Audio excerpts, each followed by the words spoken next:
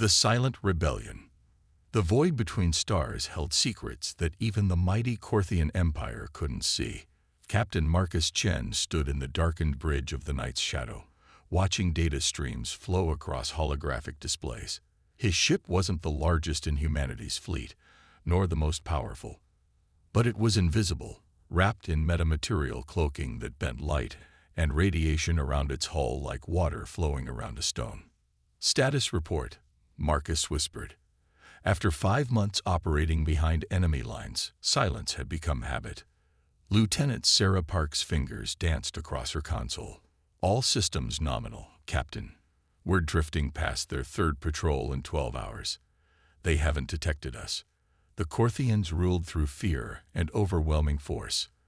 Their crystalline ships dominated every inhabited system, their telepathic commanders reading thoughts and crushing dissent before it could form.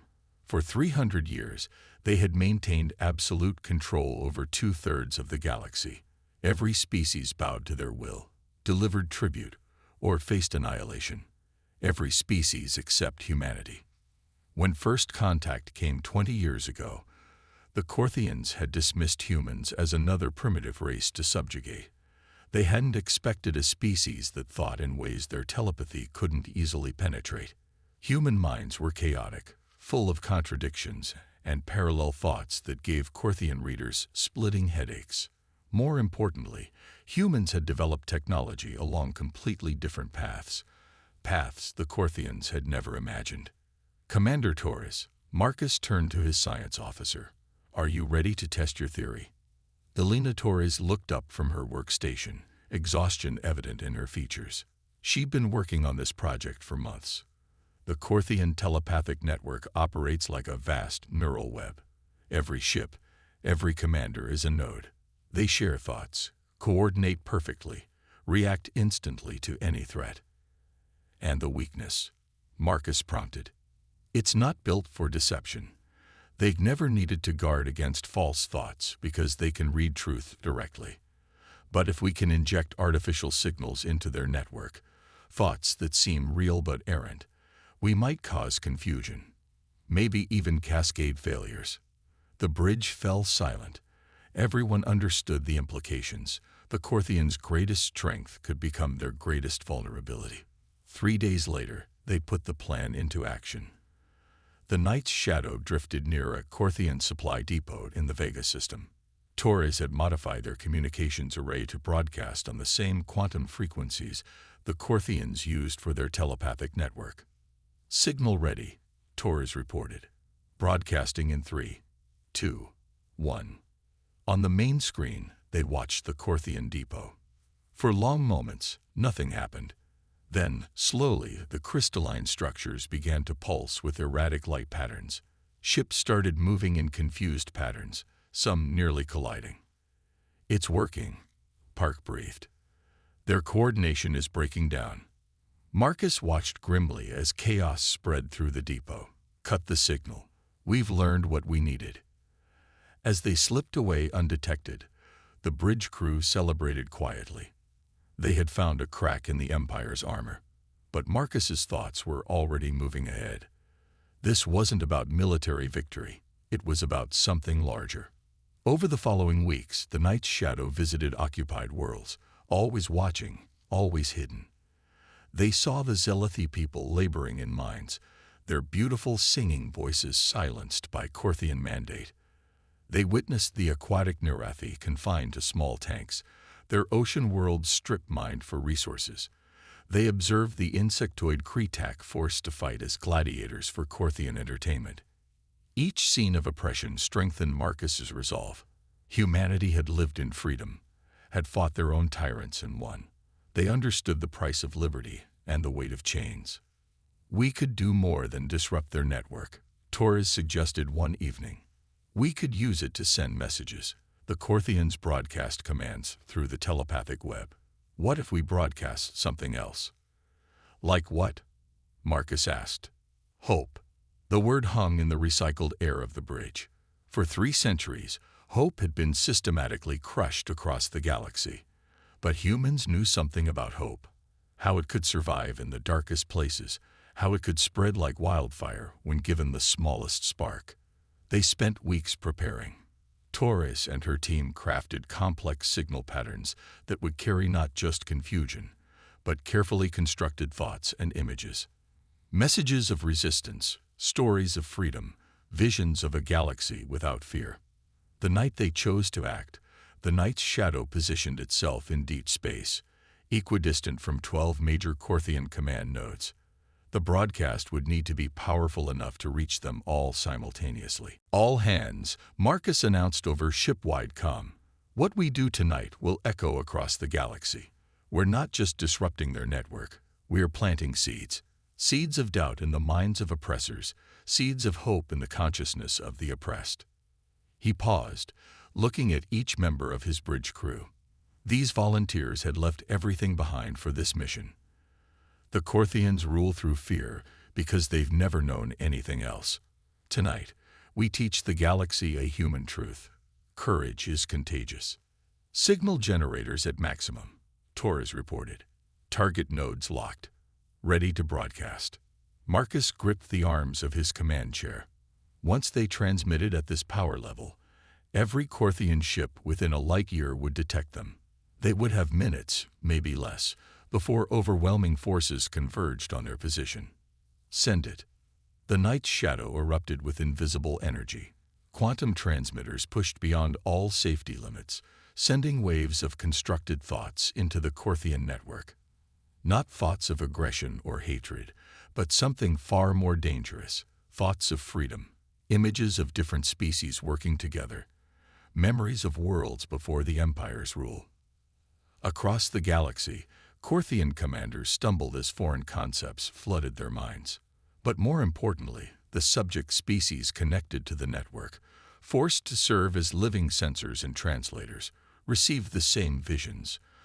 For the first time in centuries, they glimpsed possibility beyond servitude. "Corthian ships incoming," Park shouted. "Dozens of them, all vectors." "Helm, execute escape pattern Delta," Marcus ordered calmly.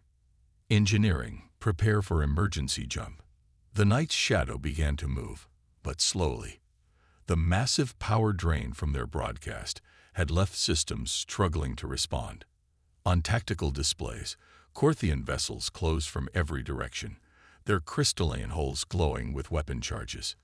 "Jump drive online in 30 seconds, reported Chief Engineer Williams. Marcus watched the approaching ships, calculating distances and vectors. They wouldn't make it. Not all of them. "All hands, prepare for impact. Divert power from weapons to shields." The first Corthian beams struck the night's shadow's hull, sending vibrations through the deck. Shields flared and sparked, holding for now. 20 seconds to jump.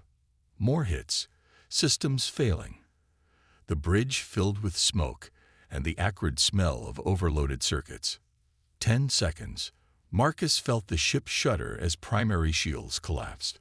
Hull breaches on 3 decks, but still they transmitted, pouring hope into the darkness until the very last moment. Jump. Reality twisted. The night's shadow vanished into hyperspace just as a dozen Corthian beams converged on its position. They had escaped, barely. Hours later, in the safety of deep space, damage control teams worked to repair critical systems. The ship had survived, but she would need weeks of repair before attempting anything similar. "Captain," Torres called from her station. "You need to see this." On her screen, intercepted communication showed chaos spreading through Corthian space. Not the brief confusion they'd caused before, but something larger. On a dozen worlds, subject species were refusing orders. Small acts of defiance were spreading like cracks in ice. "The Zelethi are singing again," Park reported, monitoring civilian channels. "The Corthians are ordering them to stop, but they won't. And sir, the Nerathi have flooded their mine shafts. 3 facilities completely shut down." Marcus felt something he hadn't experienced in months. Genuine hope. They had done more than disrupt the Empire's network. They had reminded an entire galaxy what freedom felt like. "Set course for the Neptune station," he ordered. "We need repairs, and Command needs to know what we've discovered. This isn't over. It's just beginning." As the battered night's shadow limped toward human space, none of them could know how far their actions would ripple. But in the depths of space, on worlds they had never seen, beings they had never met began to whisper a word that had been forbidden for 300 years. Freedom. The echo of freedom. 6 months had passed since the night's shadow broadcast its message of hope into the Corthian network. Captain Marcus Chen stood in the observation deck of Harmony Station, humanity's newest deep space outpost, watching ships arrive from across the galaxy. They weren't warships. They were something far more dangerous to the Corthian Empire. They were delegates. The Zelethi ambassador's crystalline wings chimed softly as she approached. "Captain Chen," she sang, her voice carrying harmonics that human ears could barely process. "My people sing your name in frequencies the Corthians cannot hear.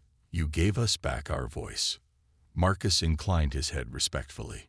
"You always had your voice, Ambassador Velray. We simply reminded you to use it." Through the transparent aluminum viewport, he counted 17 different ship designs. The aquatic Nerethi had modified their vessels with Earth-provided technology to maintain their water environments during long journeys. The insectoid Kretak arrived in swarm ships that moved like living things. Even the enigmatic void dancers, beings of pure energy that everyone had thought extinct, materialized their presence in containment vessels. "Never thought I'd see this," muttered Commander Torres, joining him at the viewport. "Every oppressed species in the galaxy, meeting in human space. The Corthians must be losing their minds, literally." Reports had been flooding in for months. The Corthian telepathic network, once their greatest tool of control, had become a liability. The seeds of doubt planted by the night's shadow had grown into forests of dissent. Corthian commanders found their thoughts infected with concepts of freedom, their once unified consciousness fragmenting into discord.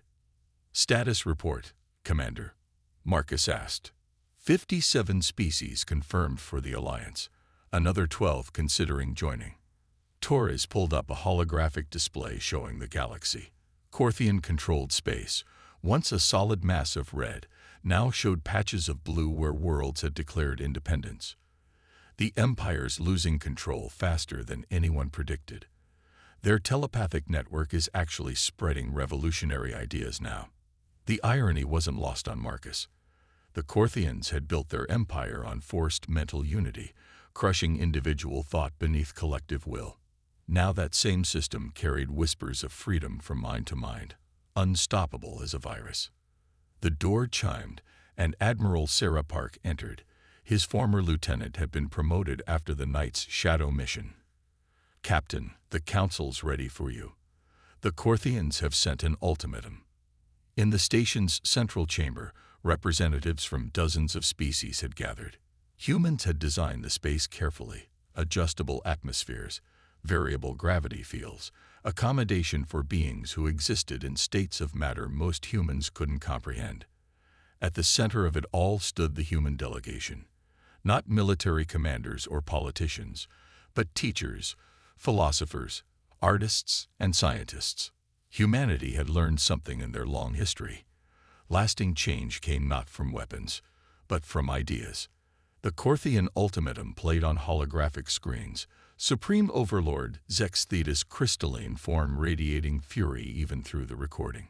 "Cease this infection of our righteous order, or face annihilation. We offer one final chance. Surrender the terrorists who corrupt our network, and your worlds will be spared when we restore proper harmony to the galaxy." The chamber buzzed with nervous energy. Even free, many species still feared Corthian retribution. Dr. James Wright, Earth's lead diplomat and a philosopher by training, stood to address the assembly. 300 years ago, the Corthians asked our ancestors a question: "Will you submit?" Today, we give the same answer our forebears would have given: "We will not." But more than that, we say no one should have to. He gestured to the gathered beings. "Look around you. Zelathi engineers working with Nerethi navigators. Kretak soldiers training beside human marines. Void dancers sharing quantum physics with Earth scientists. This is what terrifies the Corthians. Not our weapons, but our cooperation. The Kretak representative clicked his mandibles. Words inspire, human friend, but the swarm remembers Corthian genocide weapons. How do we fight their fleets? Marcus stepped forward. We don't fight their fleets. We fight their minds. He activated a tactical display showing their plan. The Corthian Empire operates on absolute certainty. Their telepathic network ensures perfect coordination, instant communication, unified purpose. But what happens when that network carries uncertainty? When every order might be false? When they can't trust their own thoughts? Understanding dawned on alien faces, or what passed for faces among some species. The night's shadow proved we can inject ideas into their network, Torres added. But that was just one ship. Imagine hundreds of vessels, each broadcasting different concepts. Freedom, individuality, doubt, compassion. The Corthians have no defense against ideas they've never encountered. Over the following days, the alliance took shape.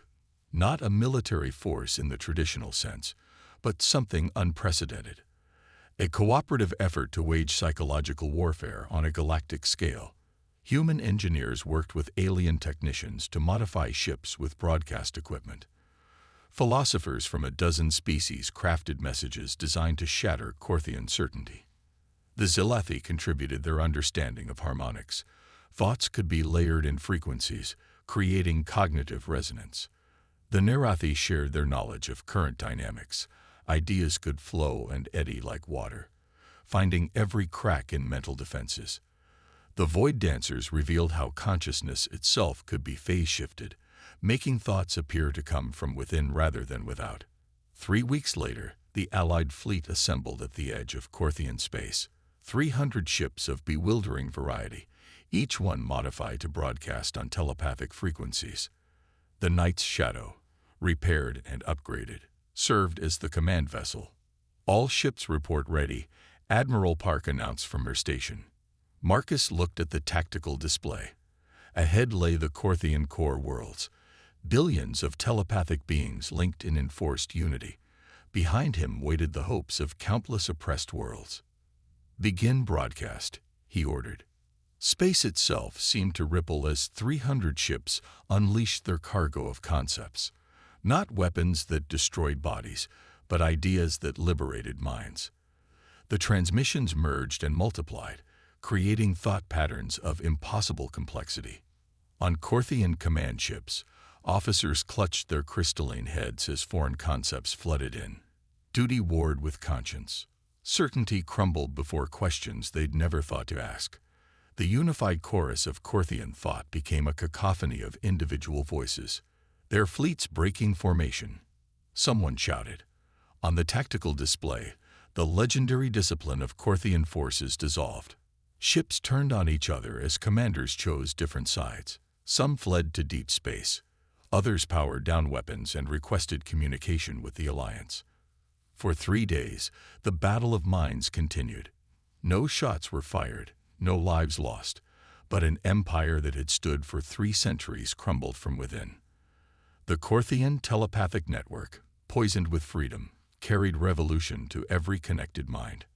On the 4th day, Supreme Overlord Zex Theta himself appeared on communication channels, not with threats or demands, but with something unprecedented in Corthian history, a question. What are we, if not unified? What purpose exists beyond the collective? Dr. Wright responded personally. That's for each of you to decide. That's what freedom means, the right to find your own purpose, to fail and succeed on your own terms, to be individuals while choosing when to unite. The Supreme Overlord's crystalline form flickered, thoughts visibly warring within.